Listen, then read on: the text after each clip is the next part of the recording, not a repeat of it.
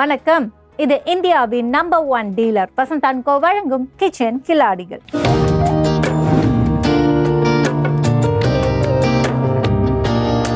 Pepper சிக்கன்னாலே pepper கொஞ்சம் தூக்கலா போட்டு பண்ணுவோம். ஆந்திரா ஸ்டைலில் ஏதாவது இன்க்ரீடியன்ட் சேர்த்துக்கணுமா? இல்லை, இது நார்மலாக பண்ணுற மாதிரி தான், அம்மாவோட ஸ்டைலில் செய்கிறது. ஓஹோ, அப்போ வந்து குக்கிங்கில் கொஞ்சம் டிஃப்ரென்ஸ் காமிக்க போகிறோம். ஓகே, ஆந்திரா ஸ்டைல் இந்த பெப்பர் சிக்கனுக்கு என்னென்ன தேவை?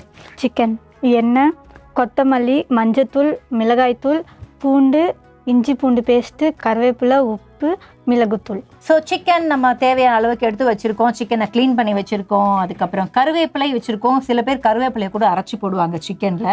ஆந்திராவில் அதெல்லாம் பண்ணுவாங்க திடீர்னு. அது மாதிரி எதாவது பண்ண போகிறோமா? அந்த மாதிரிலாம் எதுவும் இல்லை, இது வந்து அப்படியே ஃப்ரை மாதிரி பண்ணி. ஓ ஃபைன். இப்போ ஃபர்ஸ்ட் எப்படி ஆரம்பிக்க போகிறோம்? கடாயா?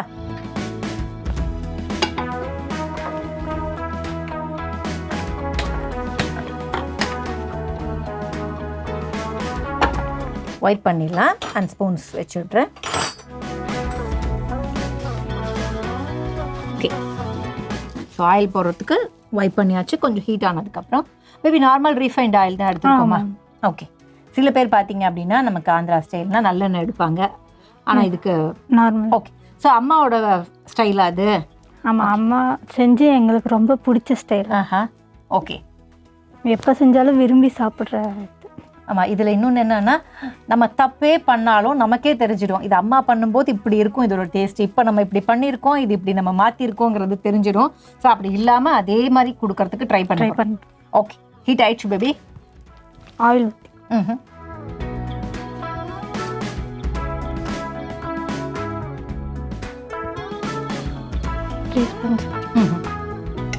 ஒரு 3 டீஸ்பூன் ஆயில் எடுத்துருக்கோம்.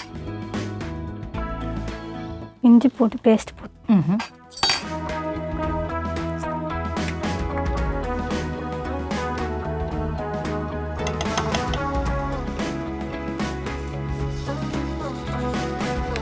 இஞ்சி பூண்டு பேஸ்ட் நமக்கு பச்சை வாசனை போகிற அளவுக்கு அதை நம்ம கொஞ்சம் நேரம் எடுப்போம்.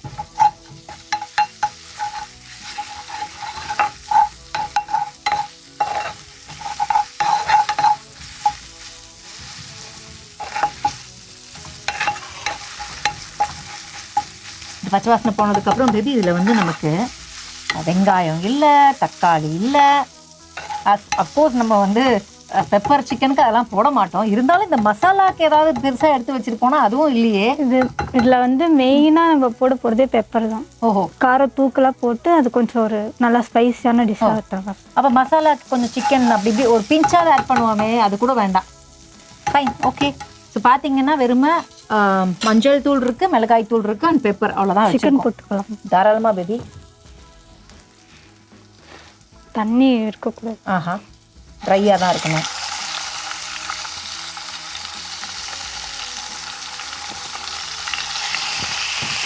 என்ன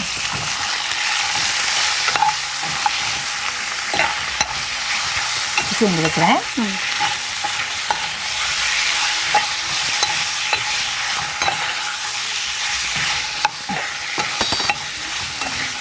மீடியம்லேயே வச்சுக்கலாம். மீடியம் பண்ணட்டுமா? ஓகே, மீடியமில் வச்சு எப்போவுமே நம்ம என்ன சொல்லுவோம்னா, எந்த கடாயாக இருந்தாலும், நான்ஸ்டிக் கடாயாக இருந்தாலும் எண்ணெயில் இஞ்சி பூண்டு பேஸ்ட் போட்டால் கொஞ்சம் அது வந்து அடிப்பிடிக்கும் அப்படின்னு. பட் இந்த ரெசிபியை பொறுத்த வரைக்கும் இஞ்சி பூண்டு பேஸ்ட் போட்டு அது ஹீட் ஆனதுக்கப்புறம் பார்த்தீங்கன்னா மற்ற இன்க்ரீடியன்ஸ்லாம் நம்ம போடும்போது அந்த ஃப்ளேவர் கொஞ்சம் ஈஸியாக அப்சர்வ் ஆகிக்கும் அப்படிங்கிறதுக்காக அதை பண்ணியிருக்காங்கன்னு நினைக்கிறேன். இப்போ நமக்கு சிக்கன் குக் ஆகணுமா பேபி, இல்லை 1 by 1 இன்க்ரீடியன்ட்லாம் போட்டுருலாம்? இது ஃபஸ்ட்டு 50% குக் ஆன அப்புறம் தான் நம்ம இன்க்ரீடியன்ட் போடணும். ஓகே, லெட் வச்சு மூடிடலாமா? ஃபைன். ஸோ ஆந்திரா ஸ்டைல், அதுலேயும் அவங்க அம்மா பண்ணுற ஸ்டைலில் அவங்க குக் பண்ண போகிறாங்க. இப்போ சிக்கன் நமக்கு நல்லா குக் ஆகணும் அப்படிங்கிறதுக்காக வெயிட் பண்ணலாம். வேறு எந்த இன்க்ரீடியண்ட்டும் அதில் ஆட் பண்ண முடியாது அப்படின்னு சொல்லிட்டாங்க. அண்ட் அம்மா பண்ணுறது, அம்மா பேசிக்காக ஃப்ரம் ஆந்திராவா? அம்மா திருப்பதி. ஓகே, இது மாதிரி வேறு என்ன ரெசிபிலாம் அம்மா பண்ணுவாங்க ஆந்திரா பேஸ்ட்? இந்த மாதிரினா பிரியாணி நல்லா செய்வாங்க. அப்புறம் குழம்பு ஐட்டம்ஸ்லாம் செய்வாங்க நல்லா. கார சட்னி செய்வாங்க. சட்னி, அதாவது துவையல் அப்படிம்போம். துவையல் R pickle R what ever காரமான விஷயங்கள்னா ஆந்திரா தான் பேர் போன விஷயம். ஸோ ஒரு 50% குக் ஆகணும்னு சொல்லியிருந்தாங்க. நம்ம ஓப்பன் பண்ணி பார்க்கலாம். முதல்ல சிக்கன் எப்படி இருக்கு, அதுக்கப்புறம் அது குக் ஆயிருக்கா இல்லையான்னு செக் பண்ணிக்கலாம்.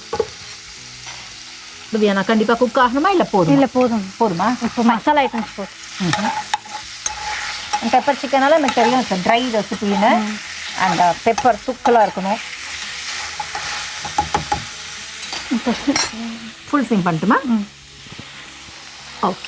மசாலா ஐட்டம் ட்ரை ஸ்பூன் வேணுமா?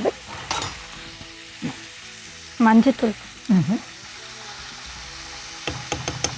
கொஞ்சம். இதுக்கும் மிளகாத்தூள் வந்து மெயின், கொஞ்சம் காரமாக இருக்கணும்.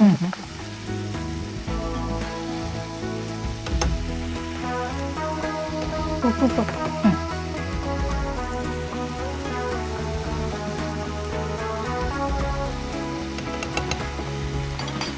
மிளகு தவிர நம்ம எல்லாத்தையும் ஆட் பண்ணிட்டோம். மிளகு வந்து லாஸ்ட்ல ஆட்.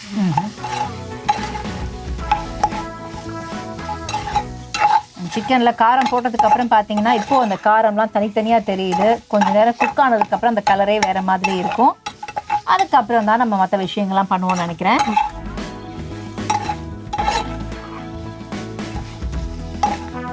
இது மூடாம அப்படியே கலர் இது பண்ணிக்கிட்டே இருக்கும். ஓகே. ஸோ இதுக்கப்புறம் ஆட் பண்ண வேண்டியது ஒன்றும் இல்லைல்ல பேபி? ஃபைன். இதுக்கப்புறம் நமக்கு குக் பண்ணுற டைமிங் மட்டும்தான் அப்படின்ட்டாங்க. ஸோ இந்த கேப்பில் நம்ம அவங்க கிட்ட கேட்கலாம். திருப்பதி அப்படின்னோன்னா நமக்கு பேர் போன ஒரு ஊர். அஃப்கோர்ஸ் அந்த கோயிலில் நம்ம எவ்வளோ வாட்டி போயிருப்போம். அண்ட் இங்கேருந்தே சொன்னால் கூட அவருக்கு கேட்கும் அப்படிங்கிற மாதிரி. ஸோ உங்களுக்கும் திருப்பதிக்கும் இருக்கிற இல்லை ஃபுட்டுக்கு இருக்கிற ரிலேஷன்ஷிப் எப்படி? அம்மா ஊரை தாண்டி அம்மா ஊரை தாண்டி வந்து எப்படின்னா, இப்போ நார்மலாக பீப்புள்ஸ்லாம் வந்து நிறைய காரம் சாப்பிட மாட்டாங்க. நாங்கள் காரத்தை மட்டும்தான் சாப்பிட்றாங்க. அது ஆந்திராவில் காரம் தான். அது அது அப்புறம் டெம்பிள்ஸ் அதெல்லாம் வந்து சின்ன வயசுலேருந்து ஒரு இதுவாக இருந்தது. அந்த சாமியை பார்த்து பார்த்து இப்போ போகணும் அப்படின்னு நினச்சாலும் இப்படி போயிட்டு வந்துடும். அவரே கூப்பிட்டு. Okay, fine. இன்னொன்று திருப்பதின்னு இல்லை, ஆந்திராவில் பார்த்தீங்க அப்படின்னா ஒவ்வொரு ரெஸ்டாரண்ட்டை விடுங்க, ஏன்னா எல்லா ஊர்லேயுமே ரெஸ்டாரண்ட் இருக்கும். திருப்பதி நடந்து போகிறவங்க பார்த்தீங்கன்னா வழி முழுக்க அவ்வளோ ஸ்டால் இருக்கும். நீங்கள் என்ன வேணால் சாப்பிட்டுட்டே போகலாம். லைக் நம்ம வந்து நடந்து போகிறோம், அவ்வளோ தூரம் போகிறோம், மலையேறி போகிறோம், அதெல்லாம் தாண்டி என்னென்ன ஃபுட்டு சாப்பிட்ணுமோ நீங்கள் சாப்பிட்டுட்டே போகலாம். அதுவும் ஃபேமஸ். இது எதுக்கு சொல்கிறேன் அப்படின்னா, மற்ற ஊருக்காரங்க பற்றி நம்ம இப்போ பேச முடியாது. நான் அந்த ஆந்திரா ஸ்பெஷல் பண்ணிகிட்ருக்கோம். ஸோ ஆந்திரா அப்படிங்கும்போது ஃபுட்டுக்கு ரொம்ப இம்பார்ட்டன்ஸ் கொடுக்குற ஒரு பீப்புள்னு சொல்லலாம். ஸோ நீங்கள் இப்போ பொறுத்த வரைக்கும் இப்போ திருப்பதி போகிறோன்னு வச்சுக்கோங்களேன், அங்கே ஒரு ரெஸ்டாரண்ட் இருக்கும், இல்லை அங்கே ஒரு சாட் ஸ்டால் இருக்கும். இப்படிலாம் நம்ம யோசிச்சு போவோம், இங்கே போனால் அங்கே போகணும். இப்போ எனக்கெல்லாம் பார்த்தீங்கன்னா அங்கே திருப்பதியில் ஒரு ஷோரூம் இருக்கும், சாரி ஷோரூம் போகணும் அப்படிங்கிற மாதிரி. அது மாதிரி உங்களுக்கு இருக்கா அந்த மாதிரி ஏதாவது? அந்த மாதிரி ஒரு ரெஸ்டாரண்ட் இருக்குது. அது எப்படின்னா வந்து ஃபுல்லாக அந்த சாப்பாடு, அதுக்கு பருப்பு பொடி ஒன்று இருக்கும், அது நெய் அது போட்டு அது சுட சுட சாப்பிட சொல்ல சூப்பராக இருக்கும் அந்த டேஸ்ட்டு. அப்புறம் பருப்பு குழம்பு இருக்கும், அதெல்லாம் வந்து நல்லா காரமாக சூப்பராக இருக்கும். Okay, fine. அது பருப்பு பொடி வந்து நான் சொன்ன மாதிரி எங்கேயுமே நமக்கு ஒரு மீல்ஸ் ஆர்டர் பண்ணோன்னா இல்லை வீட்டில் பருப்பு பொடி செய்வோம். பட் அந்த பருப்பு பொடிக்கு ஒரு தனி ஃப்ளேவர், தனி டேஸ்ட் இருக்கும் நம்ம ஆந்திராவில் சாப்பிடும்போது. அதனால் நீங்களும் போனீங்க அப்படின்னா ஒரு வேளை திருப்பதிக்கு அதெல்லாம் ட்ரை பண்ணி. ஓகே. ஸோ நம்ம திருப்பதியோட ரெஸ்டாரண்ட் அங்கே இருக்கிறது எல்லாத்தையுமே பேசிட்டோம். பட் நம்ம சிக்கன் எந்த அளவில் இருக்குது அப்படிங்கிறத பார்க்கலாம். பேபி குக் ஆகிடுச்சா? போதுமா? இன்னும் குக் ஆகும்? இன்னும் கொஞ்சம் குக் ஆகும். ஓகே. சிம்ல வச்சிருக்கோம். கொஞ்சம் ஹை பண்ணலாமா? சிம்லயே இருக்கட்டுமா? மீடியம்ல இருக்கணும். மீடியம்ல வச்சிட்டுமா? ஓகே. இது இன்னும் கலர் கொஞ்சம் சேஞ்ச் ஆகும். ஸோ ஓகே, ஒரு பக்கம் வந்து நம்ம காரத்தை பற்றிலாம் பேசிகிட்டு இருக்கோம். அண்ட் திருப்பதி அங்கே ரெஸ்டாரண்ட் என்ன அப்படிங்கிறலாம் பேசிகிட்டு இருக்கும்போது இன்னொரு முக்கியமான விஷயம் இருக்குங்க. என்ன அப்படின்னு பார்த்தீங்கன்னா, நம்ம ஊரில் வில்வ மரம் சிவனுக்கு ரொம்ப விசேஷம் அப்படின்னு நம்ம சொல்லுவோம். அண்ட் எப்போவுமே பார்த்தீங்கன்னா இப்போ தான் நமக்கு தை மாதம் அப்படிங்கிறதுனால நிறைய ஃபெஸ்டிவல்லாம் வந்துட்டு இருக்குல்ல. நான் ஒரு விஷயம் கேள்விப்பட்டேன், அதை உங்க கூட ஷேர் பண்ணிக்கலாம் அப்படின்றது தான். எப்போவுமே வில்வத்தில் அந்த ஒரு காய் இருக்கும், வில்வ மரத்தில். அந்த காயை வந்து நம்ம என்ன நினைப்போம்னா இங்கே அவ்வளோவா யூஸ் பண்ண மாட்டோம். இது வரைக்கும் ஒருவேளை இந்த எபிசோடை பார்க்குறவங்களுக்குலாம் அது தெரியுமா இல்லையான்னு தெரியல. பட் நார்த் இந்தியனாக இருந்தீங்கன்னா கண்டிப்பாக உங்களுக்கு இது தெரிஞ்சிருக்கும். அந்த வில்வ காயை நம்ம எப்படி வந்து அலோவேரா ஜூஸ் எல்லாம் போட்டு குடிப்போமோ அது மாதிரி அதில் ஒரு ஜூஸ் பண்ணலாம். அதை போட்டு குடிச்சிங்க அப்படின்னா வில்வம் வந்து சிவனுக்கு மட்டும் இல்லை, நம்ம உடம்புக்கும் ரொம்ப விசேஷமான விஷயங்கள்லாம் அதில் இருக்குது. அதனால் நீங்கள் வந்து அதை தாராளமாக சாப்பிட்லாம் அப்படின்னு நான் கேள்விப்பட்டேன். இது ஒரு வேளை உண்மையாக இருந்துச்சுன்னா அதை பற்றி ஏதாவது ஃபீட்பேக் தெரிஞ்சிச்சுன்னா எங்களுக்கு கண்டிப்பாக சொல்லுங்கள். ஓகே. அண்ட் இப்போ நம்ம வந்து இந்த சிக்கனில் எந்த அளவில் இருக்குது அப்படிங்கிறத பார்க்கலாம். இது இன்னும் 70% குக் ஆயிடுச்சுன்னா ஓகே, பெப்பர் போட்டு இப்போ போட்டுடலாமா? ஃபைன்.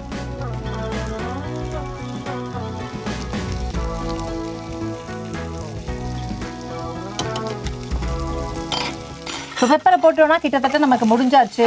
அதாவது வந்து சில படங்கள்லாம் நம்ம பார்க்கும்போது சொல்லுவோம்ல, என்னையா அது ட்ரை ஃபிலிமாக இருக்கே அப்படிம்போம். ஏன்னா அதில் வந்து ஒரு நமக்கு ஃபீல் பண்ணுற ஒரு காமெடி இருக்காது, ஒரு ரொமான்ஸ் இருக்காது, ஒரு குத்துப்பாட்டு இருக்காது, இல்லை ஒரு டான்ஸ் இருக்காது. அது மாதிரி வந்து இது ரொம்ப ட்ரையாக இருக்கே அப்படின்னு நினச்சிங்க அப்படின்னா, ட்ரையாக இருந்தாலும் சிக்கனை பொறுத்த வரைக்கும் இது ஒரு பெஸ்ட்டான டேஸ்ட்டோடு இருக்கும். நம்ம எல்லாருக்குமே தெரியும். சரி, இதுக்கு வந்து ஏதாவது கூட குறைச்சலாக வந்து ஆட் பண்ணிக்கணும்னா கூட மசாலா எதுவும் ஆட் பண்ண மாட்டாங்களா அம்மா? இவ்வளோதான். ஃபைன். ஓகே, பூண்டை க்ரஷ் பண்ணி வச்சுருக்கோம், அதை போட போகிறோம்.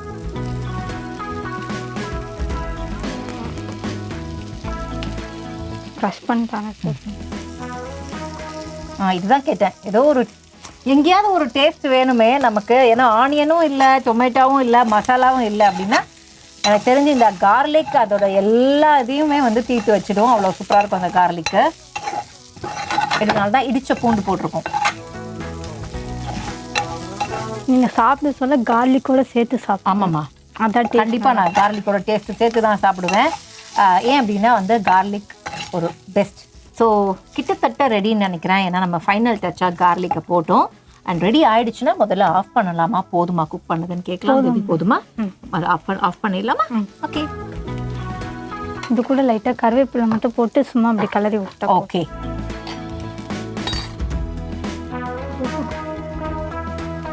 ஸோ அந்த சூட்லேயே நம்ம வறுத்துருவோம்ல, அப்படி நார்மலாக வறுத்துட்டாங்க. ஃபைன்.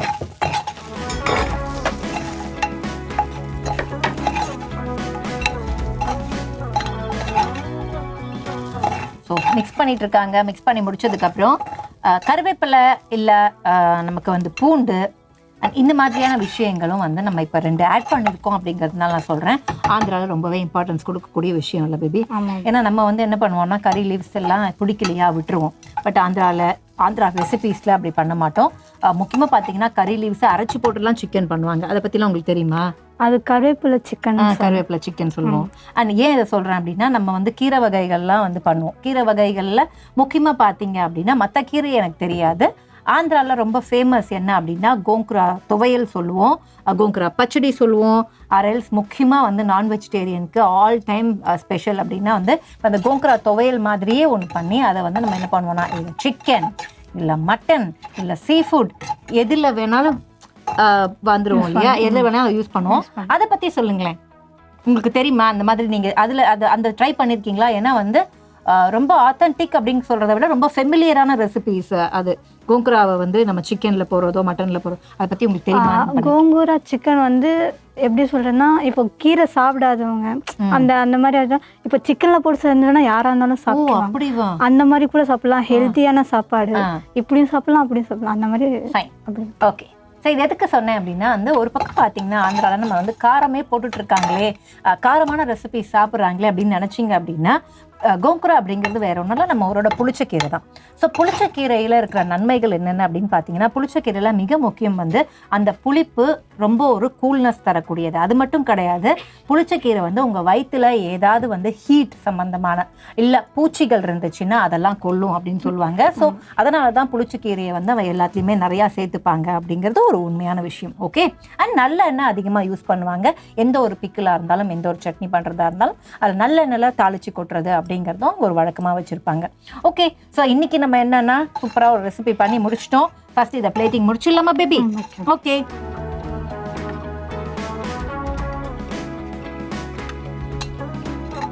அவங்க சொன்ன மாதிரி பூண்டை நம்ம டேஸ்ட் பண்ணுறதா இல்லை சிக்கனை டேஸ்ட் பண்ணுறதா அப்படின்னு ஒரு டவுட்டே வந்துடும். அந்த அளவுக்கு வந்து பூண்டு அண்ட் சிக்கன் இதில் வந்து சூப்பராக பைண்ட் ஆகிருக்கும்.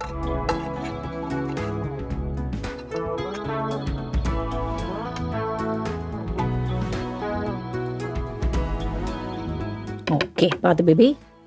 சுட சுட நமக்கு இன்னைக்கு ஆந்திரா ஸ்டைல் பெப்பர் சிக்கன் கிடச்சிருச்சு.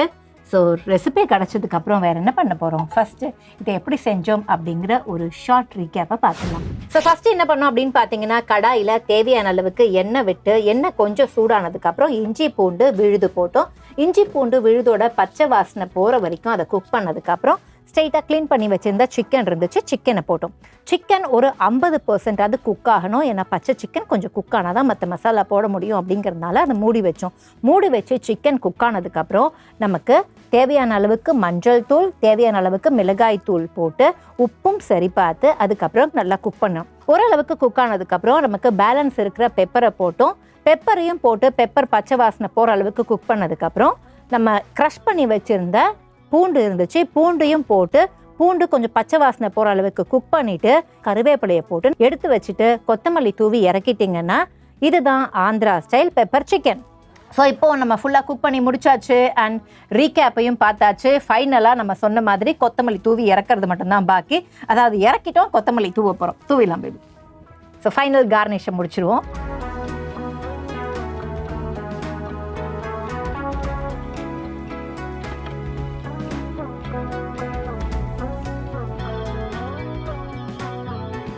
டேஸ்ட் பண்ணலாமா? ஓகே. ஸோ பூண்டோட தான் டேஸ்ட் பண்ணணும் அப்படின்னு சொல்லியிருந்தாங்க. அதனால் பூண்டு அண்ட் சிக்கன்.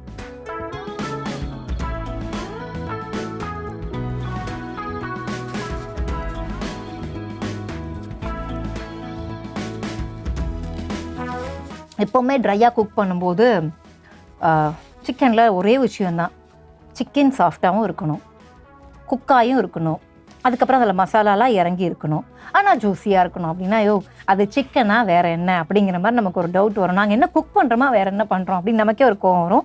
ஏன்னா கொஞ்சம் ஓவர் குக் ஆச்சுன்னா கூட பார்த்தீங்கன்னா ஒரு மாதிரி ரப்பரி ஆகிடும். அப்படிங்கிறது தான் சிக்கனில் இருக்கிற பெரிய பிரச்சனை. பட் இப்போ நான் டேஸ்ட் பண்ணுற வரைக்கும் சொல்கிறேன், ஏன்னா நம்ம சுட சுட டேஸ்ட் பண்ணுறோம். இப்போ என்ன இருக்கோ அதான் சொல்ல முடியும். அப்படிங்கிறதுனால சிக்கன் வந்து நல்லா பிஸ்கெட் மாதிரி சாஃப்டாக இருக்குது பேபி. அண்ட் முக்கியமாக அந்த பூண்டு அதுவும் சேர்த்து சாப்பிடும்போது சூப்பராக இருக்குது. வேறு எந்த மசாலாவுமே சேர்க்காம வெறும் பெப்பர் அண்ட் சில்லி பவுடர் மட்டுமே வச்சு ஒரு அருமையான ரெசிபி கொடுத்துருக்காங்க. எனக்கு ரொம்ப பிடிச்சிருக்கு அண்ட் டேஸ்ட்டு சூப்பராக இருக்குது. மற்றபடி மற்ற விஷயங்கள்லாம் கண்டிப்பாக ஷெஃப் சொல்லுவாங்க. ஓகே. ஆனால் எனக்கு வந்து இந்த இடிச்சு போட்ட பூண்டு எதில் போட்டாலும் பிடிக்கும். நம்ம கோங்கரா பேசின மாதிரி கோங்கராலையும் பச்சை பூண்டு, அதான் குக் பண்ணி முடிச்சுட்டு பச்சை பூண்டை தான் போடுவோம். அந்த பச்சை பூண்டு ஊறிட்டே இருக்கும், அது டேஸ்ட்டாக இருக்கும், அது ஒரு தனி ஃபீல். ஸோ அப்படி ஒரு ரெசிபியை கொடுத்ததால எனக்கு ரொம்ப பிடிச்சிருக்கு. ஓகே. ஸோ கண்டிப்பாக நீங்கள் எல்லோரும் உங்கள் வீட்டில் இதை ட்ரை பண்ணி பாருங்கள். ஈஸியான ஒரு ரெசிபி, எல்லா இன்க்ரீடியன்ஸும் நான் எப்போவும் சொல்கிற மாதிரி நீங்கள் ரொம்ப அர்ஜென்ட்டாக கடைக்கு போய் வாங்க வேண்டிய அவசியம் இல்லை, வீட்லேயே இருக்கும். நீங்கள் குக் பண்ணி பார்த்துட்டு ஃபீட்பேக்ஸை சொல்லுங்கள்.